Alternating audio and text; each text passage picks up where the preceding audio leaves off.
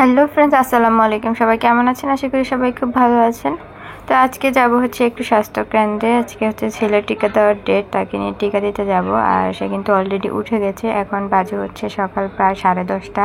আর এদিকে দেখেন তার ভাইয়া তাকে কিভাবে ডিস্টার্ব করতেছে। সে কথা গায়ে দিবে না, তাকে জোর করে কথা গায়ে দিচ্ছে। তো যাই হোক, তাদের এই দুষ্টুমিষ্টি কাহিনী কিন্তু সারাদিন চলতেই থাকে। তারপর হচ্ছে যে আমি খুব তাড়াতাড়ি করে তাকে হচ্ছে একটু খাইয়ে নিলাম। আমি এখানে হচ্ছে দিয়েছিলাম সুজি, সাথে হচ্ছে বাদাম আর কিশমিশের গুঁড়া। এরপর আমি হচ্ছে তাকে গোসল করিয়ে যে রেডি করে নিলাম।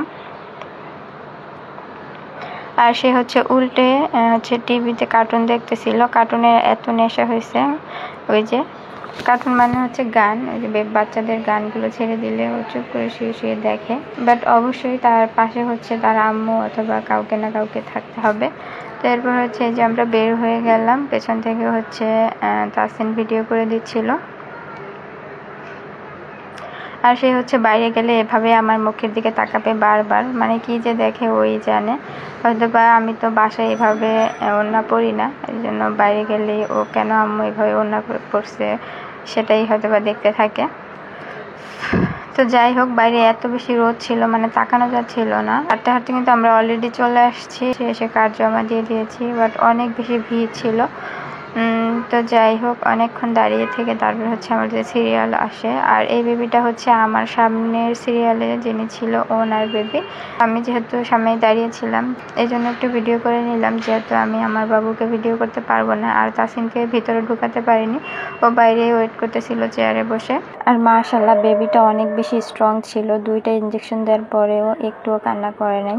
টিকা দেওয়া হয়ে গেলে আমরা হচ্ছে বের হয়ে চলে আসি। আসার পর এলাকার একটা দোকান থেকে ইয়ারফোন কিনছিলাম। তো এইভাবে আমার কখনো একা একা এসে ইয়ারফোন কেনা হয় নাই, সবসময় ওর বাবাই কিনে দেয়। তো যেহেতু বের হয়েছি আর ইয়ারফোনটা খুব আর্জেন্ট দরকার ছিল, আগেরটা নষ্ট হয়ে গেছে। আর বাবুর পাশে যখন আমি বসে বসে কাজ করি বা ভিডিও এডিটিং করি মোবাইল দিয়ে, তখন হচ্ছে বাবু যদি ঘুমে থাকে ওর ঘুম ভেঙে যায়, এজন্য হচ্ছে একটা ইয়ারফোন নিয়ে নিলাম। আর আগের ইয়ারফোনটা বাবুই নষ্ট করে ফেলেছে মুখে দিয়ে দিয়ে। তো এটা হচ্ছে 130 টাকা নিয়েছে, জানি না কতদিন যাবে বা কেমন হবে।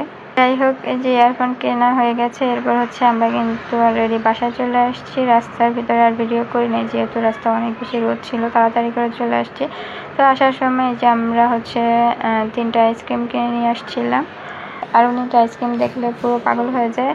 ও কিন্তু জানেও না এটার ভিতরে আইসক্রিম আছে। আসলে এত গরম, যার কারণে এটা ধরলেই ওর ঠান্ডা লাগতেছিল, মানে ও আরাম পাচ্ছিল। এই জন্য হচ্ছে এটা দেখবে, খাবে, ও মুখে দিবে, এটাই হচ্ছে ওর আসল উদ্দেশ্য। তো যাই হোক, আইসক্রিম খেয়ে সে হচ্ছে তার দাদুর সাথে তার ফুপির বাসায় চলে গেছে। আর এই ফাঁকে হচ্ছে আমি যে ডাল বসিয়ে দিয়েছি আর হচ্ছে মাছ ভেজে নিচ্ছিলাম, ওটা ছিল রিডা মাছ। আমি হচ্ছে পটল আর আলু দিয়ে রান্না করবো। আর এদিকে হচ্ছে থালাবাটিগুলো মেজে নিচ্ছিলাম। আমার হচ্ছে পটল আর আলু কেটে দিয়ে গেছে। তো আজকের ব্লগটা ফ্রেন্ডস এই পর্যন্তই। সবাই ভালো থাকবেন। আল্লাহ হাফেজ।